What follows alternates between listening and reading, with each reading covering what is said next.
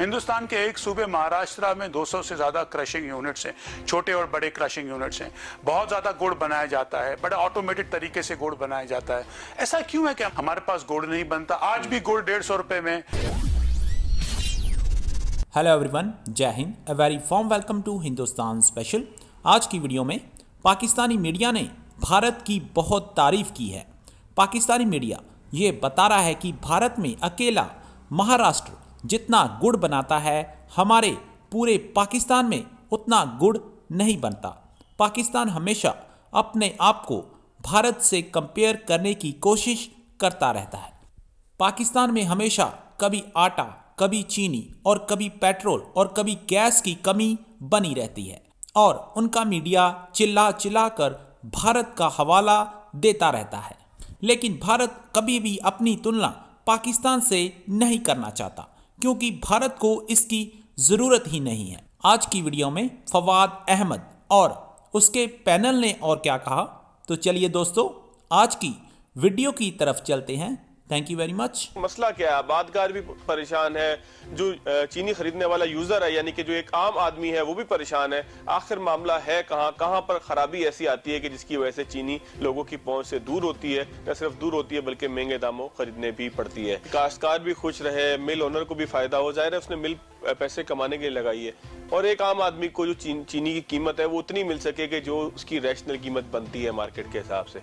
इस सारे मैकेनिज्म को ठीक करने का क्या तरीका हो सकता है? इसका जी सबसे पहले जिसको वो कहते हैं, वो तो ये कहते हैं कि आप डीरेगुलेट कर दें, लेकिन डीरेगुलेशन की वो ये बात करते हैं कि आप खुला छोड़ दें कि जितने में हम चाहें गन्ना खरीदें, प्रोटेक्टिव मैकेनिज्म निकाल दें। तो फिर क्या होगा? कार्टेलाइजेशन वैसे ही बहुत ज्यादा है, तो फिर गन्ने वालों की सुनेगा कौन अगर डीरेगुलेशन। हम ये कह रहे हैं कि जैसे हिंदुस्तान में है, थाईलैंड में है, हिंदुस्तान के एक सूबे महाराष्ट्र में 200 से ज्यादा क्रशिंग यूनिट्स हैं, छोटे और बड़े क्रशिंग यूनिट्स हैं।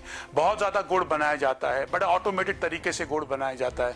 ऐसा क्यों है कि हमारे पास अलावा केपीके के हमारे पास गुड़ नहीं बनता? आज भी गुड़ 150 रुपए में।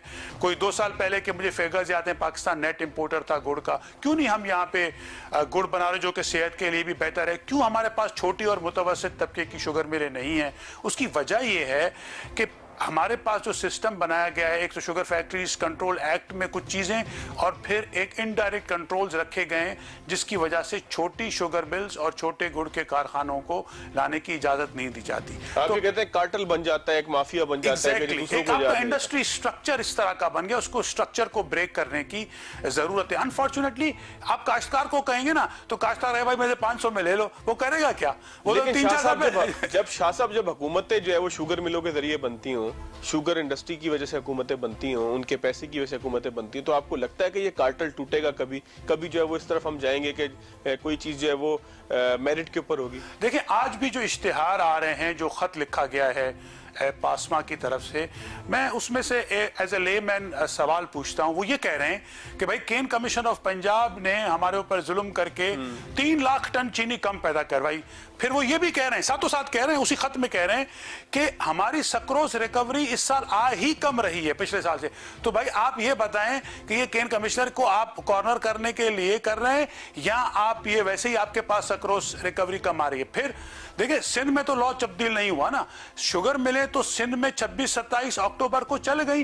नोटिफिकेशन सरकार का तो 20 नवंबर के भी बाद आया है। किसने कहा शुगर मिलों को चलाएं? अगर पंजाब की शुगर मिलें नहीं चलती, आज भी पंजाब की शुगर मिलें चलने के बाद भी गन्ना पंजाब से सिंध आ रहा है। अगर वो पंजाब वाले नहीं चलाते तो यहाँ पे जाहिर सी बात है गन्ना आता। ये बताएं कि कौन इसका जिम्मेदार है?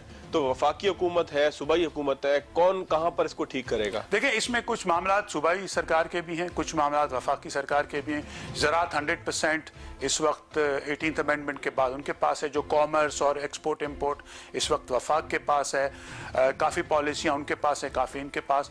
आपको बहुत लैक ऑफ कोऑर्डिनेशन नज़र आएगा। प्रोविंसेस एक दूसरे को आज इस्तेमाल कर रहे हैं, कंज्यूमर को भी इस्तेमाल कर रहे हैं। वो ये भी नहीं देख रहे, वो तैयार हैं कि भले कंज्यूमर आ जाए, भले बाहर आके वो महंगी चीज़ें खरीदें, उनको कोई पूछने वाला ना हो। शाह साहब, काश्तकार अपनी जगह रोता हुआ नजर आता है, जो मिल ओनर है उससे पूछें तो वो कहता है बचत नहीं है, अब इस कारोबार को छोड़ देना चाहिए।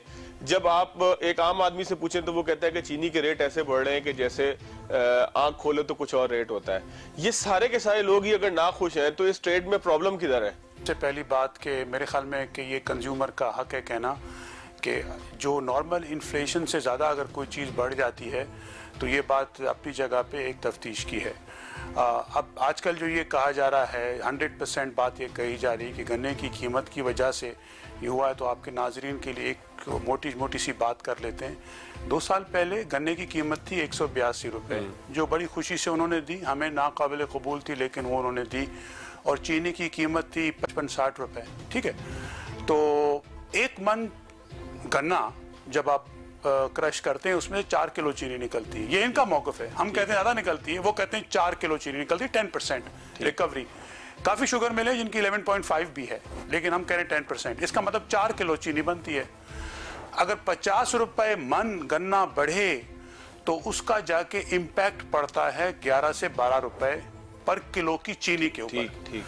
ठीक है। अब इसका मतलब ये हुआ कि अगर 182 में 55 रुपए की चीनी बिक रही थी तो आज आप उसमें हिसाब कर लें तो कितने पैसे बढ़ाएंगे, 24 रुपए। अगर आप ये कहें कि 100 रुपया गन्ना बढ़ा है, अगर 100 रुपया गन्ना बढ़े, 182 का नहीं 282 का आप लगा लें, तो भी चीनी की कीमत तो बढ़नी चाहिए 22-23 रुपए।